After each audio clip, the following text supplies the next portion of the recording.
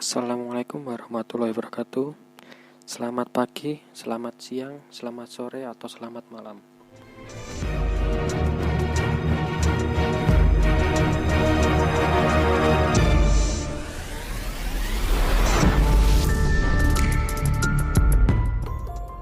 Kembali lagi di channel Batas Gunung, batasnya para pendaki di gunung dan semua yang berkaitan dengan gunung.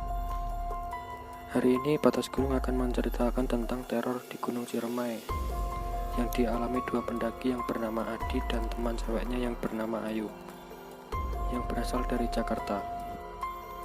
Awal cerita tidak ada yang salah selama mereka naik. Sampai di puncak mereka juga ngecamp. Masalah baru muncul menjelang mereka turun. Di pengasinan Ayu Heights, setelah memasang pembalut, mereka langsung turun. Pamit sebentar dengan para pendaki Wonosobo yang kemarin sempat ngobrol di puncak. Mereka menyarankan ngecamp semalam lagi karena hari sudah larut sore. Tapi karena besok mereka kerja, ngecamp semalam lagi jelas gak mungkin.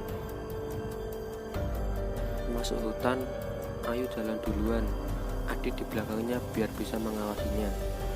Mereka berjalan pelan. Jalur Linggarjati agak berbahaya untuk dibawa lari. Sebentar-sebentar Ayu minta istirahat, mungkin pengaruh heights. Keanehan mulai terasa ketika mereka melewati pos Sanggabwana.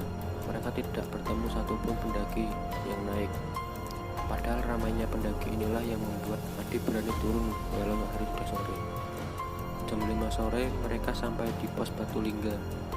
Ada sedikit tanah lapang buat mereka istirahat. Di sana mereka masak mie dan menyeduh kopi. "Gimana Di, udah sore banget nih, ngecamp lagi apa gimana?" kata Ayu.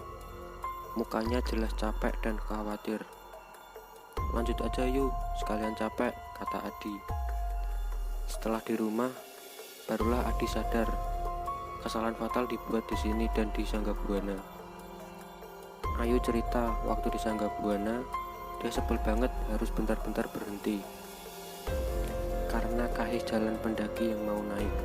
Dia sempat ngomel-ngomel, andai nggak ada yang naik, enak nih turun, gak keganggu. Entah kebetulan atau tidak, memang betul mereka tak pernah lagi berpapasan dengan pendaki lain. Kesalahan kedua dan yang paling fatal, di Batu Lingga Ayu membuang bekas pembalutnya ke kerimbunan semak. Mulai dari situ sampai bawah adalah teror. Beres-beres peralatan, packing ulang, mereka langsung jalan. Hari sudah mulai gelap karena menjelang maghrib.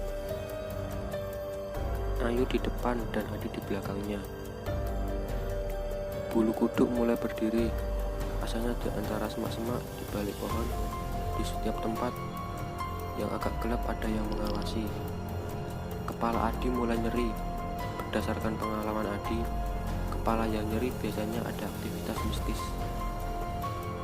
Di belokan hutan, Adi kaget melihat Ayu yang berhenti dan badannya menghadap Adi. Suaranya gemetar.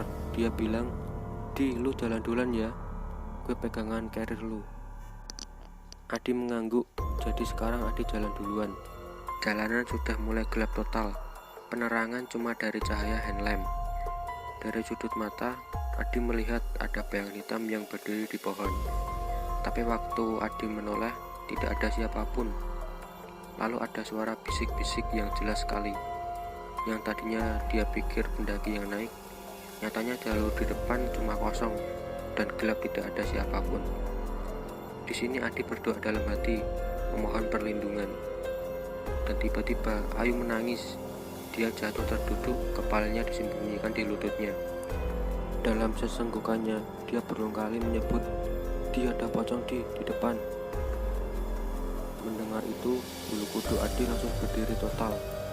Adi melihat segala arah dengan panik. Sosok itu tidak ada. Adi membujuk Ayu untuk berjalan lagi, sambil mengingatkan Ayu untuk berdoa. Akhirnya Ayu mau berjalan lagi, setelah matanya kututup dengan buff. Dengan cara ini, Ayu tidak lagi histeris, tapi jalan kami jalur luar biasa lambat. Sepanjang jalanan, Adi masih terus melihat kelebatan-kelebatan hitam. Kadang semak-semak yang bergoyang sendiri, Suara-suara dalam bahasa Sunda yang Adi nggak ngerti artinya terdengar entah di telinga, entah suara pendaki yang terbawa angin. Badan Adi gemetar ketika ada sebuah bayangan di ujung jalur. Bayangan itu jongkok di bawah pohon. Kali ini bayangan itu tidak hilang. Adi istighfar semakin kencang. Dan Ayu memegang tangan Adi dengan erat. Semakin mendekat, kami akan terpaksa melewatinya karena sosok itu tepat di pinggir jalur. Nyali Adi habis. Adi diam di tempat, gemetar dan keringatan. Kali ini Ayu sudah memeluk Adi. Dia walau tidak melihat apa-apa, tentu merasakan ada yang ganjil. Lama, Adi berdiri berharap sosok itu hilang, sehingga kami bisa lewat. Tapi sosok hitam itu tetap di sana. Tiba-tiba punggung Adi ada yang menepuk orang pendaki yang sedang turun. Alhamdulillah kami selamat, kata Adi. Pendaki itu melambaikan tangan dan mengajak Adi dan Ayu jalan. Adi langsung bergerak, tetapi sosok itu sudah hilang. Adi mengikuti pendaki itu hingga tiba-tiba mereka hilang di kegelapan. Sebuah suara pelan terdengar. Jalan lurus saja bang, jangan tengok kiri kanan. Sekian cerita teror di Gunung Ciremai part 1.